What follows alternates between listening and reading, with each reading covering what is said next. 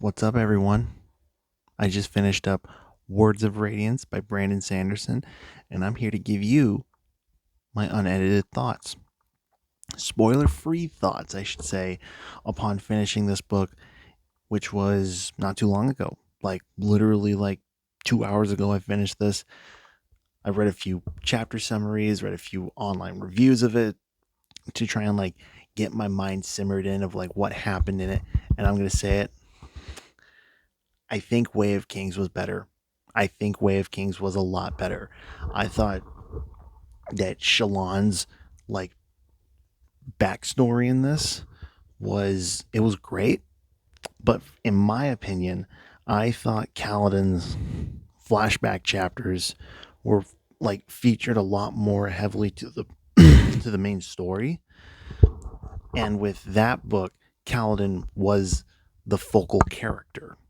Whereas here, Shallan's still the focal character, but in here, it felt like it was her and Kaladin, and Dalinar like took a sidestep and became a side character here. Yay! I don't really like Dalinar as a main character. I love Dalinar as a character, but as a main character, he's a little iffy. I will say that the pacing here, like, it was way, way, way better, except for the middle. The middle was such a freaking slog.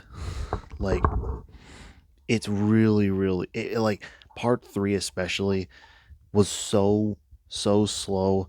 I was just like, oh my god, what is going on?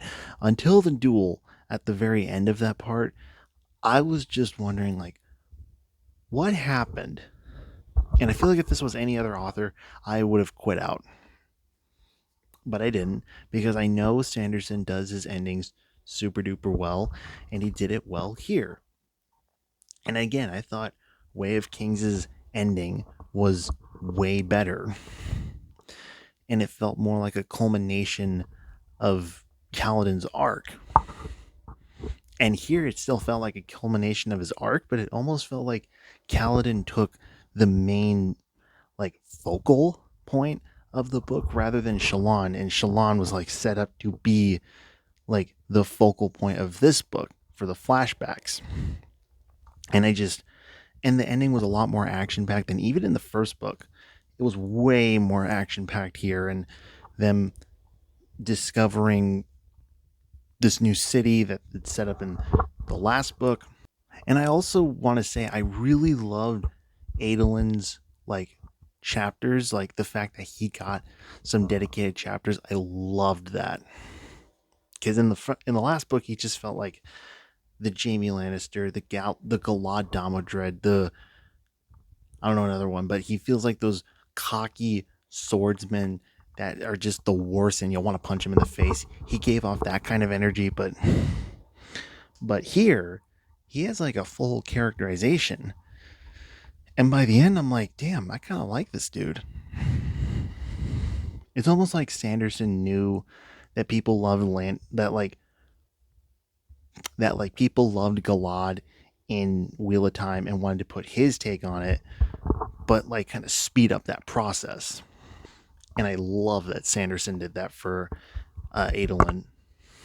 Now Renarin, this made me love Renarin as a side character. Like, I won't spoil the ending, but that ending, like, I'm still happy that he got that ending. He's autistic. Like, it's so clear that he's autistic. I'm autistic, and I love him. He's just a coward, and he's trying to prove himself. I love him. And I want to say this. I want to get back to the point about Shallan's flashbacks. Like, I felt that her family is messed up, very messed up, and I was expecting that all that build up in those chapters to come back at the end, and they did. Don't get me wrong, but with Kaladin, it felt more like like with Kaladin's, it felt like it factored in. Here, it just felt like it more sprinkled in. Like, I think you could have skipped a few of Shallan's chapters or cut some of them out, and then tell like why, like you could tell why Shallan was like this. And another thing, I just gotta say this: I don't know why Sanderson chose to. There's a character who gets killed off in one of the first chapters. I don't know why you would do that. Because if this was Grimdark, that character would actually be dead. And I just. And they come back in the epilogue. I just don't know why you would do that. Because it's so clear that that character was never dead in the first place. And apparently, it's supposed to be a big reveal. How was it a big reveal? It was so obvious that that character was not dead. I'm sorry. It was so obvious. A second thing, there's a lot of Cosmere Easter eggs, and I know this is my first time in the Cosmere, but so many of them are just either whoop right over my head or just what the fuck. Like, I think the last major Cosmere Easter egg in the book, this book at least, just made me scratching my head like, huh? That doesn't make any that's so odd. And I'm assuming it's from the Cosmere because it's so odd. And if you've read the book, you know what it is. But it's so weird and so WTF that I'm just more like, why? But I will say, I'm hoping that in the next book he gets the main, like he's the main character of the next book, and not like he's like how Shallan was treated in this book, where she was like she had the flashback chapters, but it didn't feel like she was the main character. I loved how Sanderson did it in the first book, where Kaladin was the main character, and every part he would just split up the characters. Like part one was Kaladin and Shallan, part two was Kaladin and Dalinar, so on and so forth. But here it's just Kaladin, Shallan. They're there all the time.